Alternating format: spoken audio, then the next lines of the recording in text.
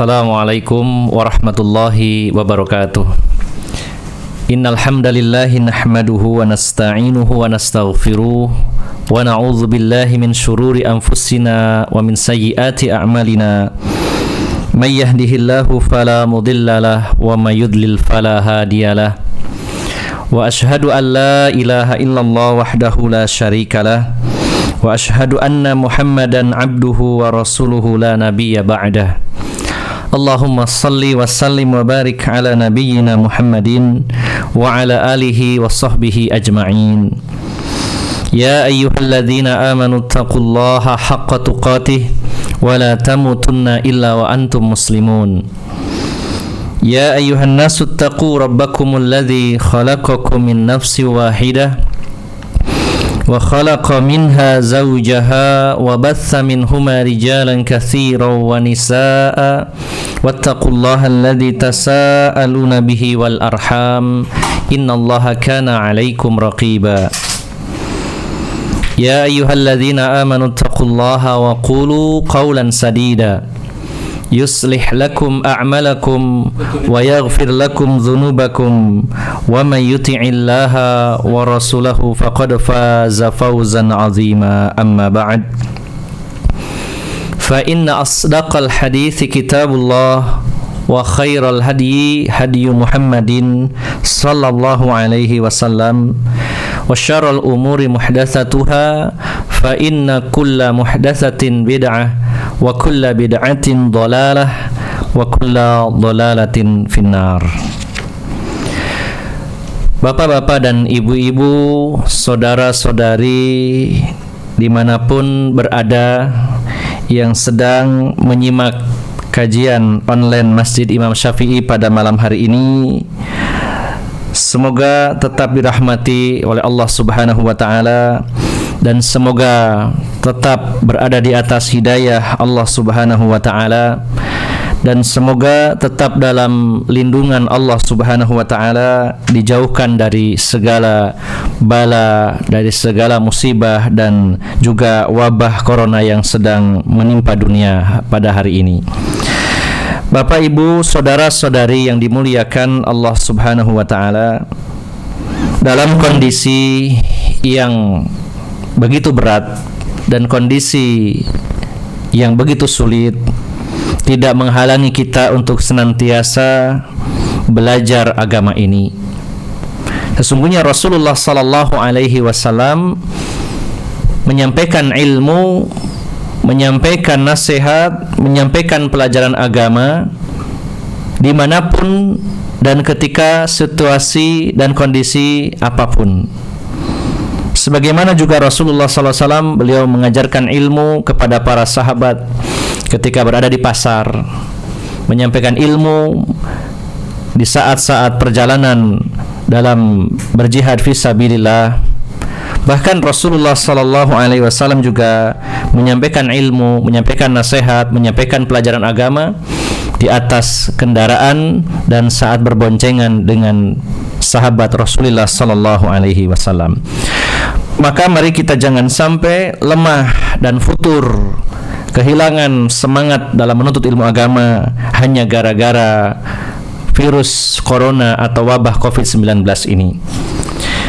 Kita ingat dengan sebuah kisah di saat salah satu ulama kita, yaitu Syekh Muhammad bin Shalih Al-Utsaimin, masih hidup. Ketika musim haji waktu itu, beliau berceramah dan berkhutbah di hadapan jamaah haji berada di seluruh dunia. Maka pada saat itu ada sekelompok orang-orang Muslim dari Chechnya, Republik Chechnya, dan mereka menyampaikan bahwa, wahai Syekh, kami ini adalah murid-murid Anda selama ini. Maka Syekh Utsaimin mengatakan, bagaimana bisa kalian mengatakan bahwa diri kalian adalah murid-murid saya, sementara kalian dalam keadaan perang, dalam situasi mencekam, dan kapan kalian belajar kepada saya? Maka mereka menjawab bahwa kami membuka dan menelaah, membaca dan membahas kitab-kitab yang telah engkau tulis, wahai Syekh, dan kami lakukan semua itu di dalam bunker-bunker persembunyian, di saat kami dihujani dengan peluru dan di saat dihujani dengan roket-roket dan juga granat serta bom yang lainnya.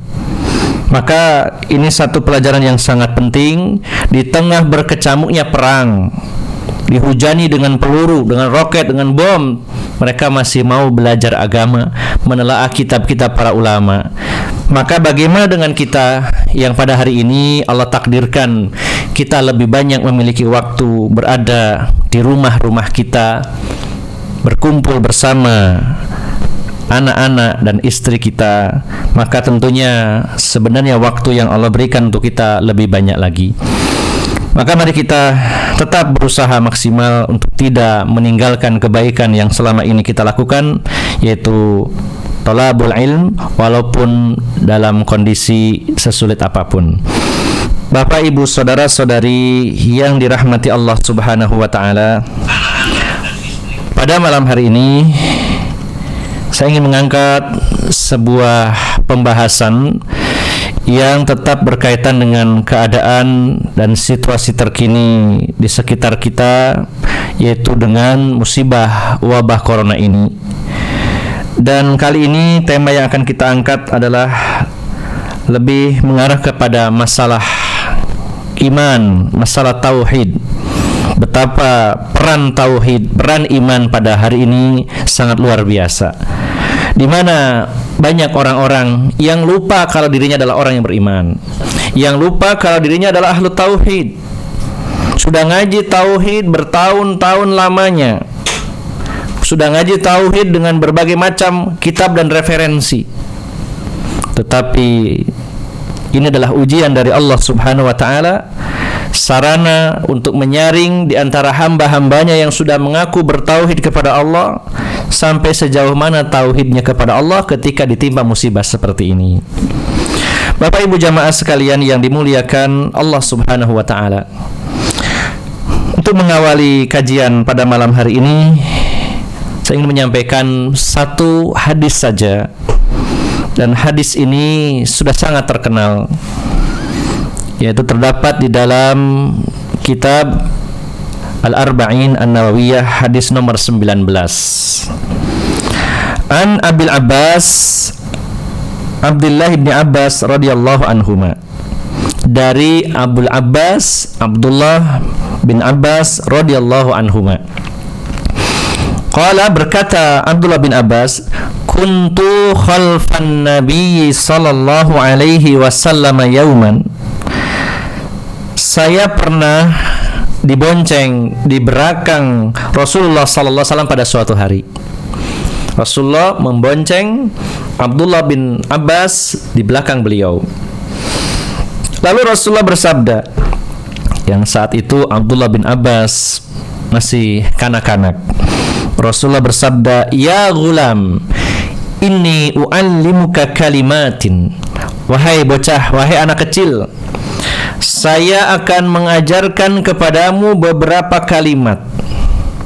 Saya akan menyampaikan beberapa pesan, beberapa wasiat kepadamu. Tolong diperhatikan. Lalu Rasulullah melanjutkan, ihfadillaha yahfazuka, ihfadillaha tajidhu tujahaka.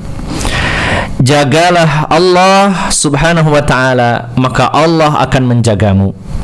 Jagalah Allah, maka engkau akan mendapati Allah berada di hadapanmu. Idza sa'alta fas'alillah. Kalau kamu meminta, mintalah hanya kepada Allah Subhanahu wa ta'ala. Wa idza sta'anta fasta'in billah. Kalau kamu minta tolonglah kepada Allah saja. Wa'lam annal ummata law ijtama'at ala an yanfa'uka bi syai'in lam yanfa'uka illa bi syai'in qad katabahu Allahu laka. Ketahuilah, seandainya manusia ini berkumpul seluruh dunia dan semuanya bersinergi, bekerja sama, ingin memberikan kebaikan, ingin memberikan manfaat kepadamu, maka mereka tidak bisa memberikan manfaat walaupun sedikit pun kepada kamu kecuali apa yang sudah Allah takdirkan atasmu. Kemudian Rasulullah SAW melanjutkan, wa in ijtama'u ala an yadurruka bisyai'in lam yadurruka illa bisyai'in qad katabaha Allahu 'alaika. Dan seandainya manusia seluruhnya berkumpul, mereka berkolaborasi, berkonspirasi, bersatu ingin mencelakakan kamu, maka mereka tidak bisa mencelakakan kamu walaupun sedikit pun, kecuali apa yang sudah Allah takdirkan atasmu. Rufi'atil aqlamu wa jaffatis suhuf. Telah diangkat pena-pena dan telah kering lembaran-lembaran. Rawahu Tirmidzi, hadis riwayat Imam Tirmidzi. Bapak Ibu, saudara-saudari yang dimuliakan Allah Subhanahu wa taala, pesan-pesan penting Rasulullah ini kita akan kaji sepenggal demi sepenggal agar kita bisa mengambil faedah dan kita bisa mengambil manfaat darinya. Yang pertama, ihfadillaha yahfazuka. Jagalah Allah, maka Allah akan menjagamu. Mungkin sebagian kita bertanya, bagaimana mungkin kita akan menjaga Allah sementara Allah adalah zat yang maha kuasa, maha segala-galanya, yang tidak membutuhkan makhluknya. Bagaimana dan apa yang dimaksud dengan jagalah Allah di sini? Saya ambil penjelasan dari Syarah Arba'in Nawawi ini dari kitab Qawaid wa Fawaid. Di sini dikatakan qauluhu sallallahu alaihi wasallam. Sabda Rasulullah sallallahu alaihi wasallam yang berbunyi ihfadillaha yahfazuka. Jagalah Allah, maka Allah akan menjagamu. Yakni ihfad awamirahu wa nawahihi wa hududahu wa huquqahu wa yakunu dzalika bimtithali ma amara Allah bihi wa rasuluhu min wajibati wal ibtiadi anil manhiyat. Yang dimaksud jagalah Allah adalah jaga perintah-perintah Allah dan jaga larangan-larangan Allah Subhanahu wa taala. Dan juga jaga batasan-batasan Allah dan juga jaga hak-hak Allah Subhanahu wa taala. Dan itu semua dibuktikan, direalisasikan dengan cara menjalankan seluruh perintah Allah dan Rasulnya, serta menjauhi apa yang dilarang oleh Allah dan Rasulnya. Bapak Ibu, saudara-saudari yang dimuliakan Allah Subhanahu wa taala, maka siapa yang menjaga perintah Allah, menjaga apa yang dilarang oleh Allah, menjaga batasan-batasan Allah, menjaga hak-hak Allah, Allah akan menjaga orang tersebut. Ya. Sebagai contoh, di antara perintah Allah yang harus kita jaga agar kita dijaga oleh Allah Subhanahu wa taala, di antaranya Allah Subhanahu wa taala berfirman di dalam surat Al-Baqarah ayat 238. Allah berfirman, hafidhu 'alas salawati was salatil wusta. Jagalah oleh kalian salat 5 waktu, khususnya salat wusta, yaitu salat asar. Siapa yang menjaga perintah Allah berupa salat 5 waktu, menjaga waktunya, menjaga kesempurnaannya termasuk syarat dan rukunnya, menjaga sunnah-sunnahnya disempurnakan, dan juga menjaga kehusyuan, maka siapa yang menjaga perintah Allah berupa salat, khususnya salat asar, maka Allah akan menjaga orang tersebut. Kemudian contoh menjaga apa yang dilarang oleh Allah Subhanahu wa taala, Allah nyatakan dalam firman-Nya di antaranya surat Al-Ahzab ayat 35. Allah berfirman, wal hafizina furujahum wal hafizon, dan orang-orang laki-laki yang menjaga kemaluan mereka dan juga para wanita yang menjaga kemaluan mereka. Atau dalam surat Al-Mu'minun di ayat yang kelima Allah berfirman, walladzina hum li furujihim hafizun illa ala azwajihim aw ma malakat aymanuhum fa innahum ghairu malumin faman ibtagha wara'a dzalika faulaika humul adun. dan orang-orang yang menjaga kemaluan mereka, kecuali mereka salurkan kepada yang halal, yaitu istri-istri mereka dan budak-budak wanita mereka. Dalam tafsir Ibnu Katsir dijelaskan bahwa yang dihalalkan dalam berjima, dalam hubungan intim adalah istri-istri, kata beliau Imam Ibnu Katsir, istri-istri yang maksimal jumlahnya 4 orang, dan budak-budak perempuan yang tidak ada batasan jumlahnya. Maka siapa yang mencari selain itu, selain istri-istrinya, selain budak-budak wanitanya, maka merekalah orang-orang yang sudah melampaui batas Allah Subhanahu wa taala. Mereka yang sudah melanggar batasan-batasan Allah Subhanahu wa taala.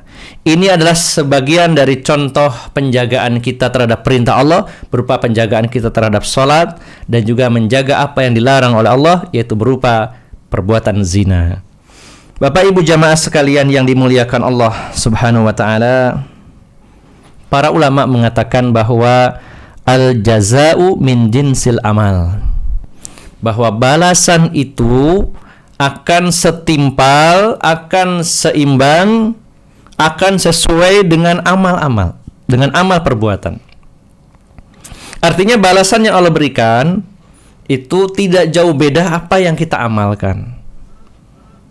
Allah tadi, Rasulullah menyatakan, ihfadillaha yahfazuka, jagalah Allah, maka balasannya Allah akan menjaga kamu.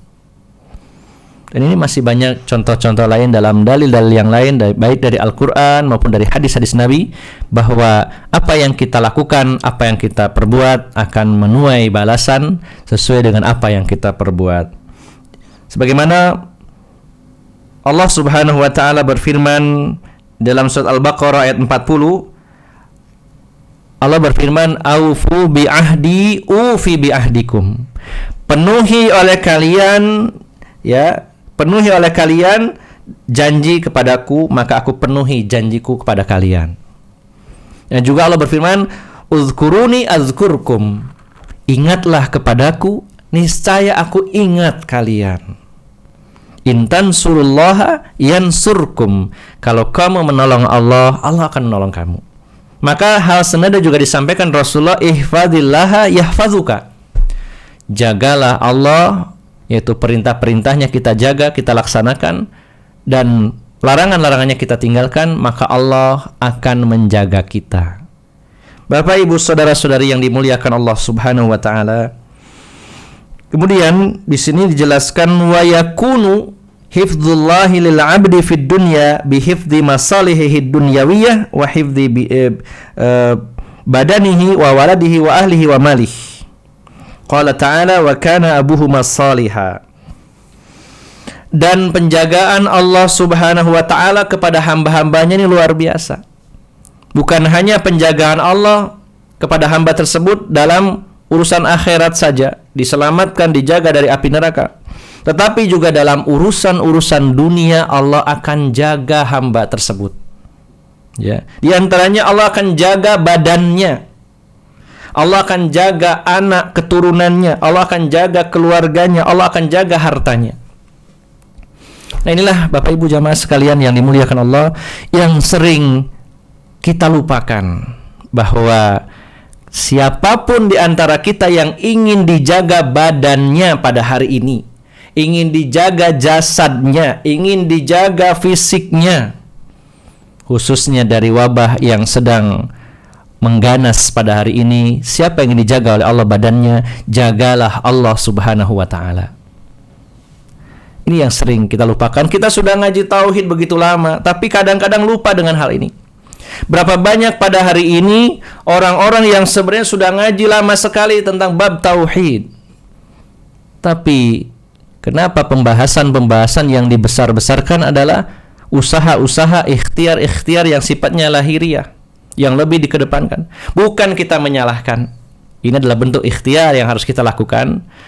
Ya, kita harus tidak masuk ke zona merah, yang zona merah tidak keluar dari zonanya.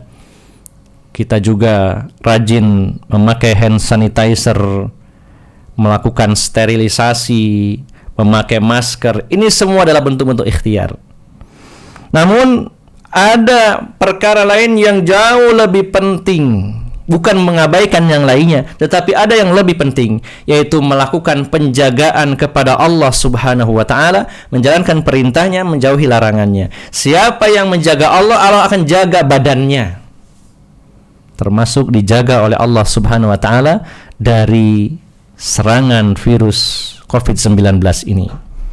Rupanya ini yang harus kita tanamkan kuat-kuat. Kita sudah ngaji hal ini, sudah sering sekali, sudah banyak sekali kajian yang kita ikuti. Tapi hari ini pembahasan lebih banyak kepada ikhtiar-ikhtiar yang sifatnya lahiriah tadi. Sementara ini yang paling penting, yang paling pokok adalah menjaga Allah dengan cara memenuhi segala perintahnya, menjauhi larangannya. Allah berjanji, niscaya kamu akan dijaga oleh Allah Subhanahu wa ta'ala.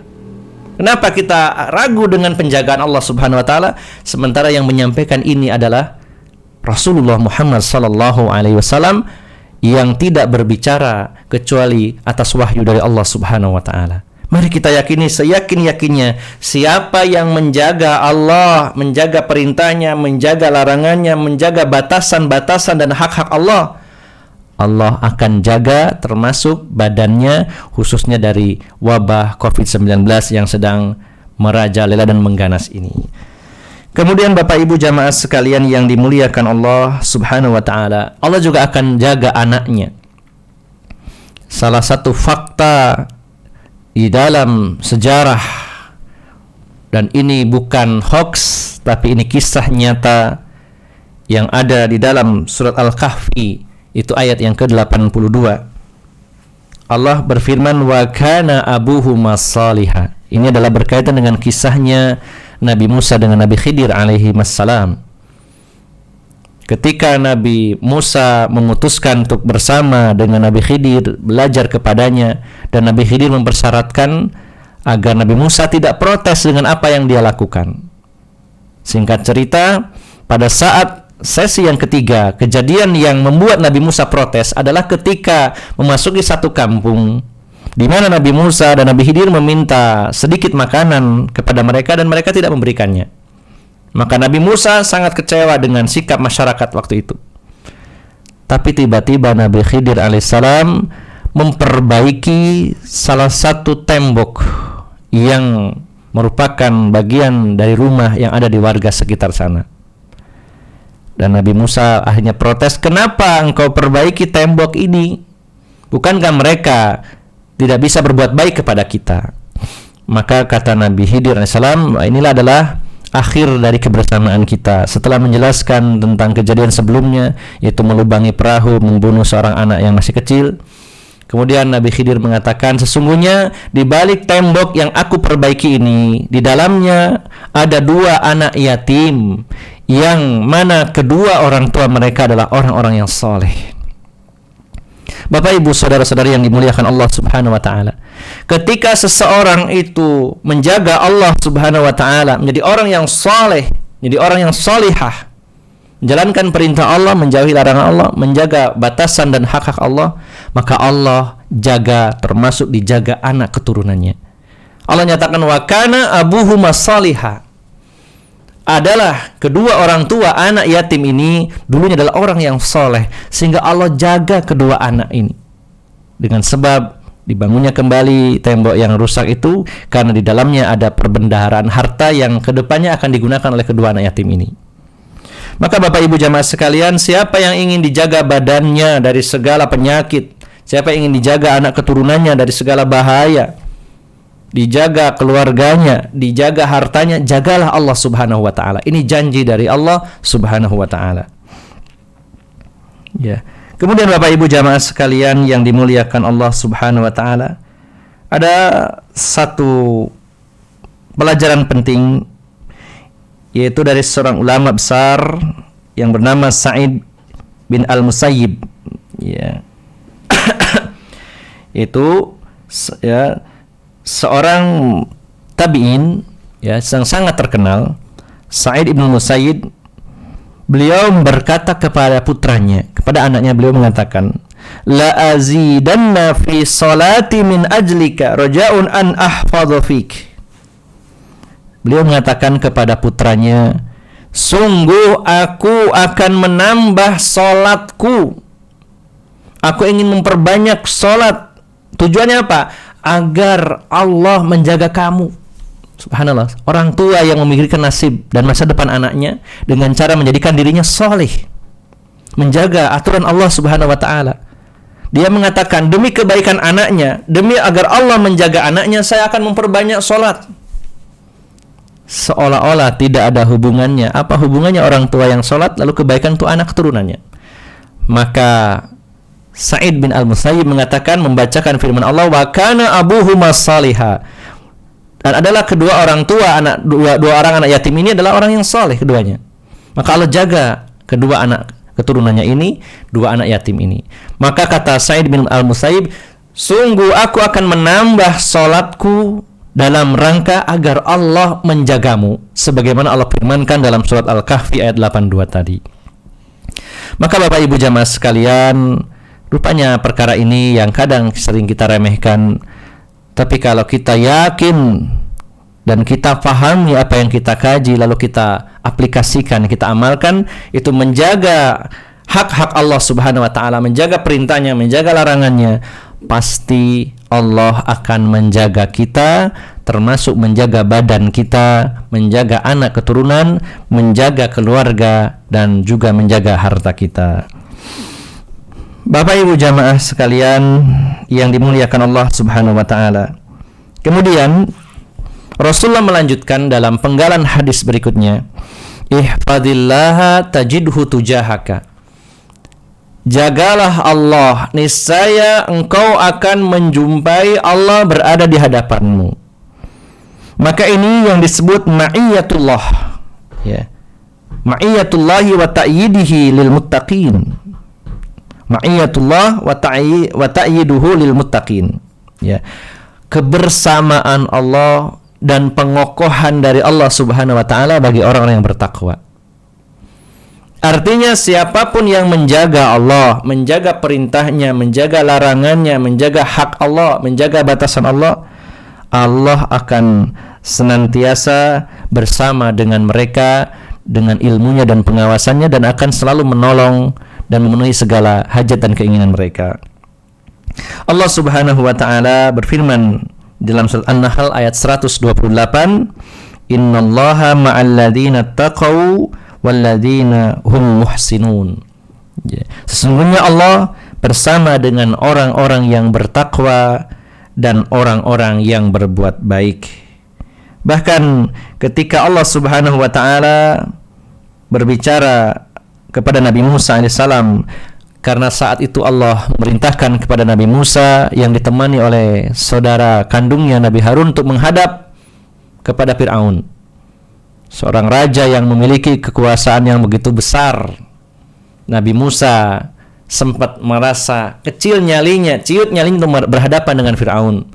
Setelah minta bantuan kepada kakaknya Nabi Harun, ya, kemudian Allah kokohkan dengan firman-Nya, la takhafa innani ma'akuma asma'u wa ara. Janganlah kalian berdua merasa takut, sesungguhnya aku bersama kalian berdua, aku mendengar dan aku melihat. Maka Bapak Ibu jamaah sekalian yang dimuliakan Allah Subhanahu wa ta'ala, ketika kita berusaha maksimal menjaga aturan Allah Subhanahu wa ta'ala, menjaga batasan Allah Subhanahu wa ta'ala, maka Allah akan bersama kita. Bahkan Allah juga menjelaskan kepada kita semuanya dalam firman-Nya, yaitu surat At-Taubah ayat 40, la tahzan innallaha ma'ana. Janganlah kamu bersedih, sesungguhnya Allah bersama kita. Yaitu ketika Rasulullah sallallahu alaihi wasallam bersama sahabatnya Abu Bakar As-Siddiq bersembunyi di sebuah gua saat peristiwa hijrah, dan orang-orang kafir musyrik Mekah mengejar beliau dan Abu Bakar, lalu beliau bersembunyi di dalam gua, dan Rasulullah menyampaikan firman Allah yang berbunyi, la tahzan innallaha ma'ana. Janganlah kamu bersedih, sesungguhnya Allah bersama kita. Maka siapapun yang berusaha menjaga Allah Subhanahu wa ta'ala, Allah akan bersamanya, Allah akan mengawasinya, akan menjaganya dan menjauhkannya dari segala mara bahaya. Kemudian Bapak Ibu Jamaah yang dimuliakan Allah, setelah itu Rasulullah melanjutkan, idza sa'alta fas'alillah wa idza sta'anta fasta'in billah. Kalau kamu minta, mintalah hanya kepada Allah saja. Kalau kamu minta tolonglah hanya kepada Allah saja. Jangan pernah terlintas dalam pikiran kita untuk menyandarkan nasib kita kepada makhluk-makhluk Allah yang mereka juga butuh dengan Allah Subhanahu wa taala. Maka disinilah hakikat tawakal kepada Allah Subhanahu wa taala. Bapak Ibu jamaah sekalian yang dimuliakan Allah Subhanahu wa taala, pada hari ini di saat musibah melanda kita dengan wabahnya COVID-19 ini, maka inilah ujian tawakal kita kepada Allah Subhanahu wa taala. Karena sesungguhnya puncak dari tauhid yang selama ini kita pegang, selama ini kita pelajari, puncaknya adalah tawakal kepada Allah Subhanahu wa taala. Ilmu yang kita pelajari harus kita lanjutkan dengan tahapan berikutnya. Ilmu hanya sekedar pengetahuan. Tahapan berikutnya adalah pemahaman, yaitu memahami ilmu yang kita pelajari. Berapa banyak orang yang menerima ilmu hanya transfer pengetahuan saja, mendengarkan ceramah, membaca kitab, bahkan dia mencatat, dia merekam, mendengar, tapi hanya berupa ilmu saja yang dia terima. Lanjutkan dengan pemahaman yang benar, memahami secara benar. Kemudian dari pemahaman yang benar itu akan melahirkan ma'rifatullah, mengenal Allah Subhanahu wa taala. Siapa yang mengenal Allah Subhanahu wa taala, maka dia akan memiliki sikap tawakal kepada Allah Subhanahu wa taala. Dan orang yang tawakal ini cirinya gampang sekali kita deteksi adalah ketika dia menyatakan saya tawakal kepada Allah dan dia tenang. Ini benar tawakalnya. Karena berapa banyak hari ini orang yang mengaku tawakal kepada Allah tapi nggak pernah tenang.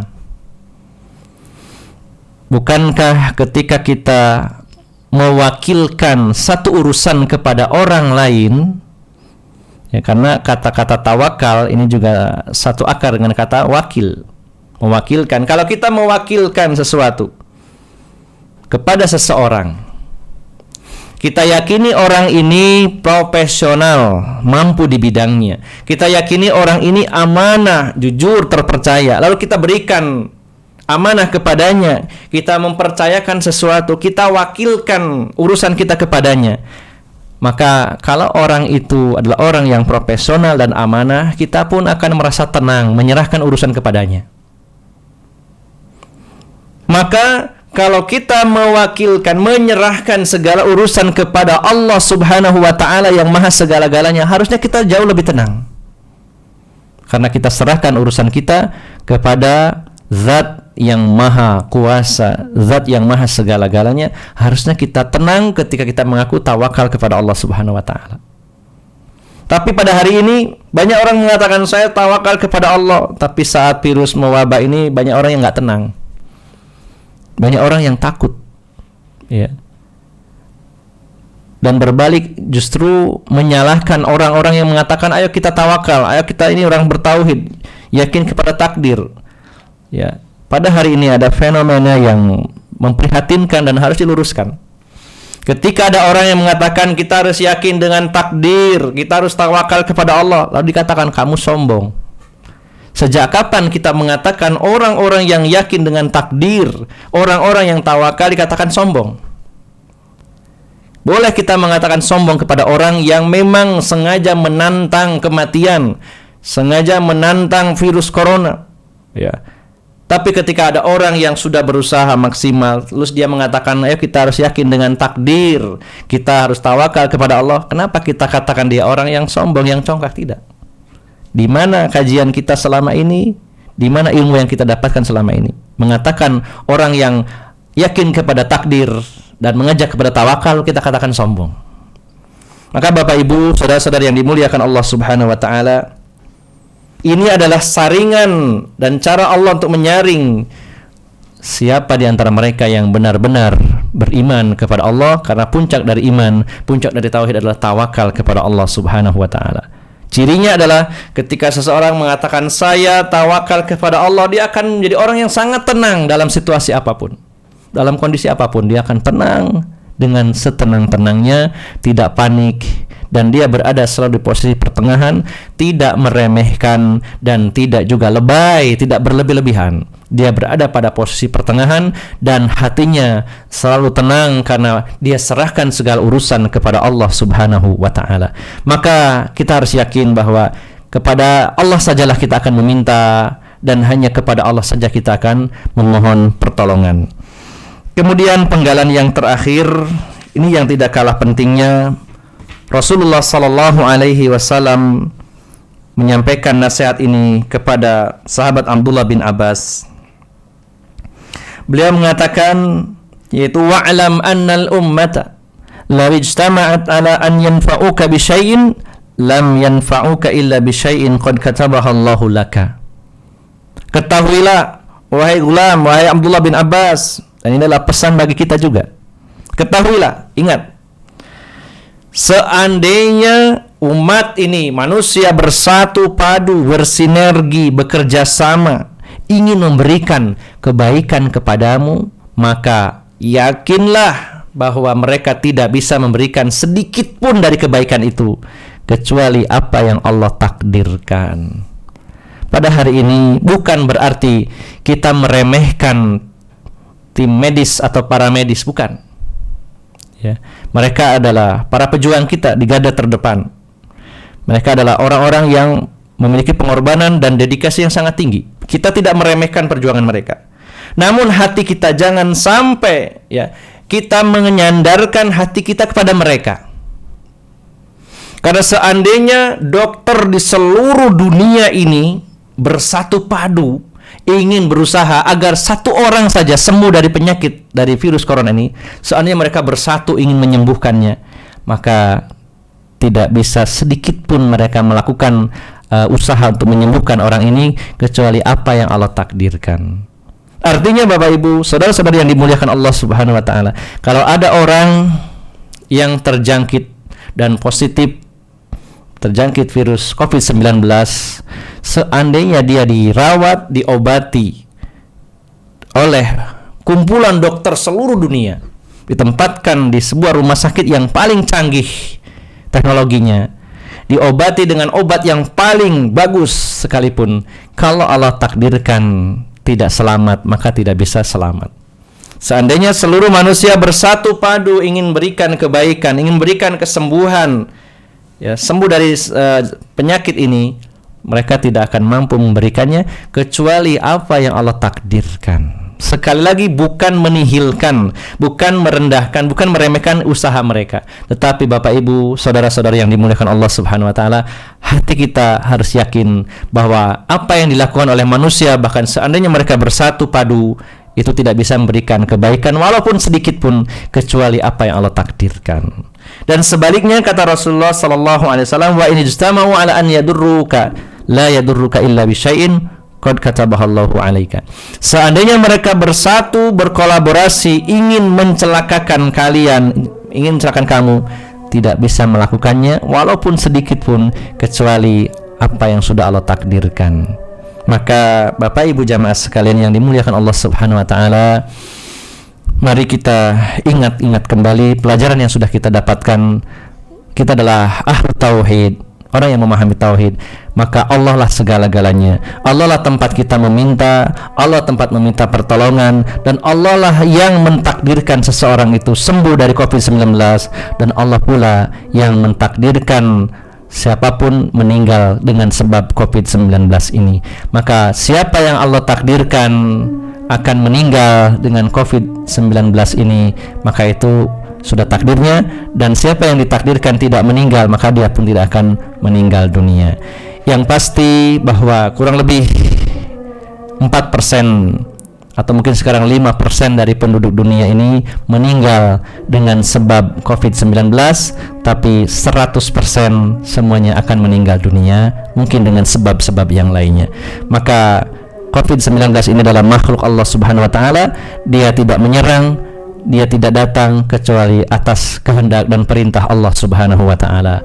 Maka poin-poin inilah yang harus kita tanamkan sekuat-kuatnya.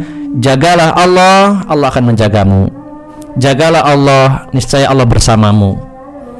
Dan kalau kamu minta, mintalah hanya kepada Allah. Kalau kamu minta tolonglah kepada Allah Subhanahu wa taala.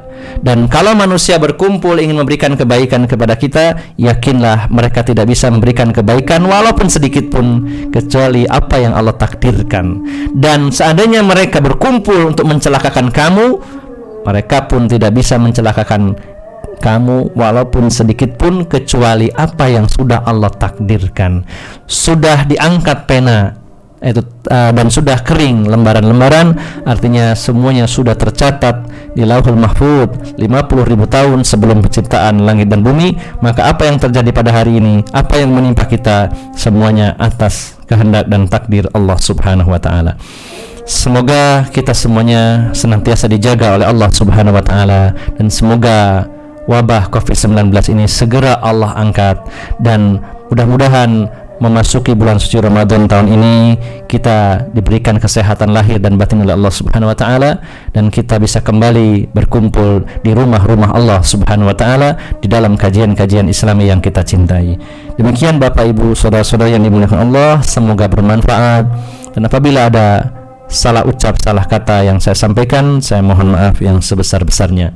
Aqulu qawli hadza wa astaghfirullah li wa lakum wa akhiru da'wana anil hamdulillahi rabbil alamin. Subhanakallahumma wa bihamdika asyhadu an la ilaha illa anta astaghfiruka wa atubu ilaik. Wassalamu alaikum warahmatullahi wabarakatuh.